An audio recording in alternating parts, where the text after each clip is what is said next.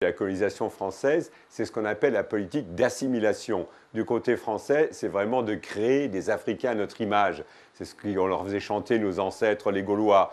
Du côté anglais, british, c'était beaucoup plus club, apartheid entre guillemets. Et on voit les effets actuellement. C'est vrai que du côté francophone, on sent qu'il y a eu beaucoup plus de relations passionnelles et des relations maintenant sans cette aigreur vis-à-vis des pays francophones, vis-à-vis de l'ancienne puissance coloniale, avec énormément de reproches sur la façon dont ça s'est passé. Du côté anglais, c'est maintenant, vous vivez votre vie. Les pays finalement qui s'en sortent mieux, c'est les pays où les élites sont restées chez elles et où il y a une alternance politique. Alors on cite toujours le cas du Ghana, mais c'est vrai que c'est un cas aussi où on sent bien que les Ghanéens, et l'ancienne puissance coloniale c'était l'Angleterre, on voit bien que les Ghanéens ne sont pas en train de regarder Londres, même si les Africains, évidemment, c'est toujours plus facile de dire que tout est de la faute des anciennes puissances coloniales, mais il y a une vraie responsabilité maintenant des dirigeants africains, 50 ans après les indépendances, il y a aussi, c'est vraiment leur responsabilité de gérer